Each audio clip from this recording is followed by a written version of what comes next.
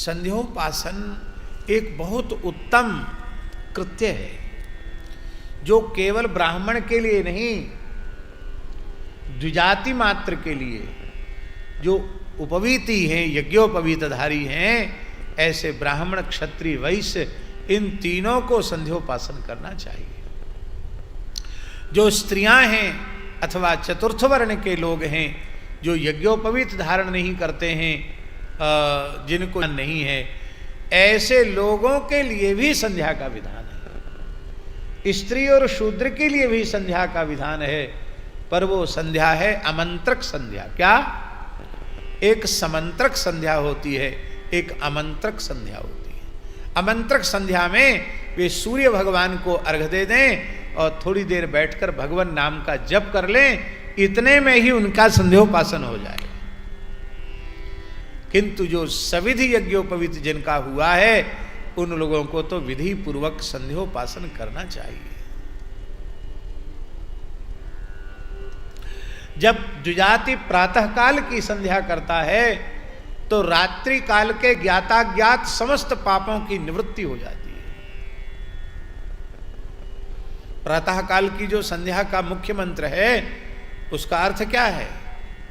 सूर्यश्च मां मन्युश्च मन्युपतेश्च मन्युकृतेभ्यः पापेभ्यो रक्षन्ताम् यद्रात्र्या पापमकार्षं मनसा वाचा हस्ताभ्यां पद्भ्याम उदरेण शिश्ना रात्रिस्तदवलुम्पतु यत्किंच दुरितं मयि इदमहमामृत योनौ सूर्ये ज्योतिषि जुहोमि स्वाहा।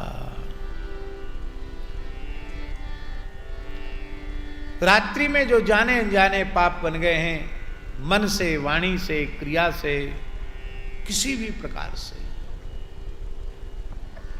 मध्याह्न में संध्या आवश्यक इसलिए है कि हम अन्न खाते हैं, अन्न के बिना शरीर नहीं चलता, और अन्न में कामना रहती है। जो व्यक्ति अन्न देता है उसकी कोई ना कोई कामना होती है।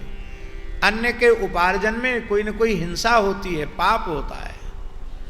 तो जिसका अन्न, हमारे यहाँ साधुओं में कहावत है महाराज जी, जिसका चून उसका पून, साधु को पाप न पून।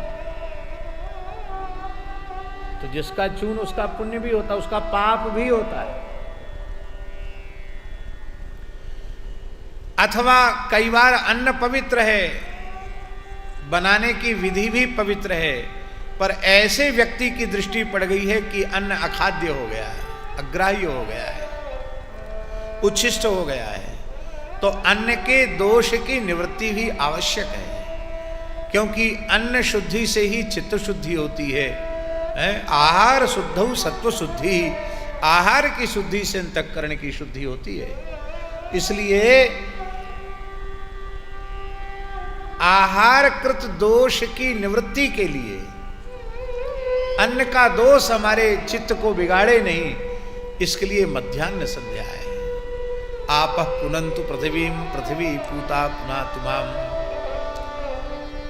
यदुच्छिष्टमभोज्यं वा यदवा दुश्चरितं मम सर्वं पुनन्तु मामापो सतांच प्रतिग्रह भूस्वाहा।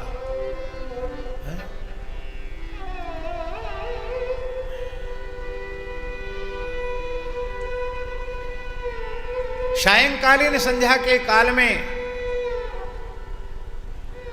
फिर दिन में सूर्योदय से सूर्यास्त के मध्य में कोई ज्ञाता ज्ञात मनवाणी क्रिया से किसी भी प्रकार का पाप बन गया है, वह भस्मसात हो जाता है। सायं संध्या से अग्निश्च मां मन्युश्च मन्युपतश्च मन्युकृतेभ्यः पापेभ्यो रक्षन्ताम् यदह्ना पापमकार्षं मनसा वाचा हस्ताभ्यां पद्भ्याम उदरेण शिश्ना अहस्तदवलंपतु यत्किंच दुर्तम वै इदमहमामृतो नो सत्ये ज्योतिष जुहोमि स्वाहा।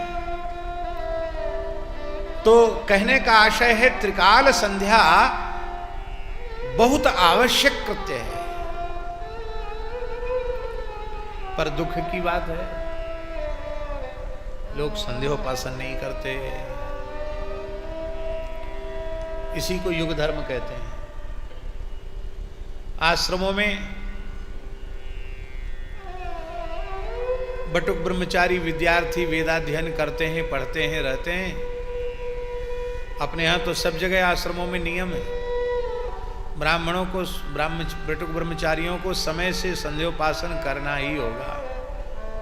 पर जब वो घर चले जाते हैं तो उनसे पूछो कि घर में संध्या करते थे तो नहीं करते, झूठ बोले तो कहते हाँ हाँ करते थे, और सत्य बोले तो प्रायः घर जाने के बाद संध्योपासन नहीं करते।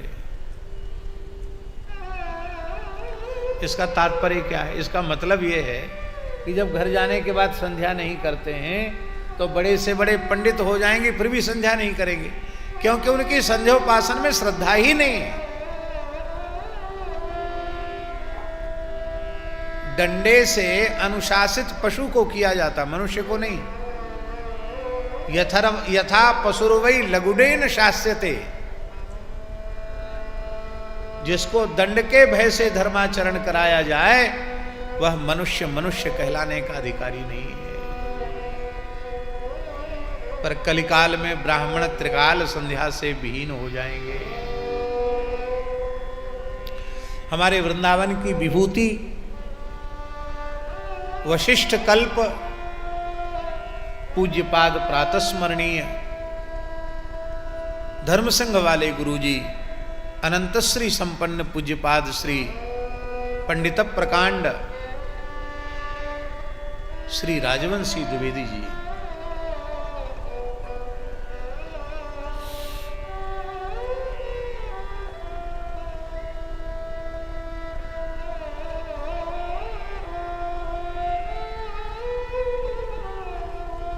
वे कहते थे इस बात को, ब्राह्मण कुछ न करे, केवल निष्ठा पूर्वक समय से त्रिकाल संध्योपासन करे और गायत्री का जप करे तो मैं प्रतिज्ञा पूर्वक लिखकर दे सकता हूं वह ब्राह्मण धरती पर कभी दरिद्र नहीं होगा, भूखा नहीं मरेगा। भगवान उसका अवश्य पोषण करेंगे, क्योंकि भगवान ब्रह्मण्य देव आज भी हैं। ऐसा नहीं है कि भगवान ब्रह्मण्य देव पहले थे आज भगवान ब्रह्मण्य देव नहीं है, भगवान आज भी ब्रह्मण्य देव है। आप ब्राह्मण बन जाओ, आप कुछ न करते हो तो भी आप भूखे नहीं रहोगे, नंगे नहीं रहोगे। पर बहुत श्रद्धा निष्ठा पूर्वक त्रिकाल संध्योपासन करना चाहिए। एक छोटी सी बात आपको बता दें, कथा तो बहुत है, एक सत्य घटना है। काशी में एक राजा ने अरिष्ट दान किया। उसके राजगुरु ने, राजपुरोहित ने उसके समान वजन की सोने की मूर्ति बनवाई, उसमें उसके पापों को प्रतिष्ठित किया प्रायश्चित रूप में, और घोषणा की कि जो तपोधन ब्राह्मण इस प्रतिग्रह को ले सकता है वो उपस्थित हो। बहुत से ब्राह्मण आए, लेकिन जब वे उस सोने के पुतले का दान लेने के लिए तैयार होते तो पुतला एक अंगुली उठा देता। ब्राह्मण बेचारा कांप जाता है कि भगवान जाने, अभी तो इसने उंगली उठाई है, घर ले जाएंगे तो क्या तमाशा हो जाएगा पता नहीं। ब्राह्मण लेने के लिए राजी नहीं थे। सूर्योदय से सूर्यास्त हो गया। आज होता तो कहते उंगली उठावे चाहे हाथ उठाए ले जाएंगे, एक आध क्विंटल सोना कौन छोड़ेगा। लेकिन उस समय वो बहुत विचारशील थे, कोई लेने का साहस नहीं कर सका। उस समय श्री वल्लभाचार्य महाप्रभु काशी में विराज रहे थे। संयोग की बात थी। तो ब्राह्मण यदि दान न ले तो धर्म नष्ट होता है, धर्म का लोप होता है। ब्राह्मण को दान लेना चाहिए, दान का पात्र है ब्राह्मण। तो श्री वल्लभाचार्य जी ब्राह्मणों की लाज बचाने के लिए वल्लभाचार्य जी वहां पहुंचे और उन्होंने कहा कि हाँ हम लेंगे दान। तो जैसे ही दान के लिए प्रस्तुत हुए, उस सोने के पुतले ने एक उंगली उठाई, ऐसे उठा दी उंगली।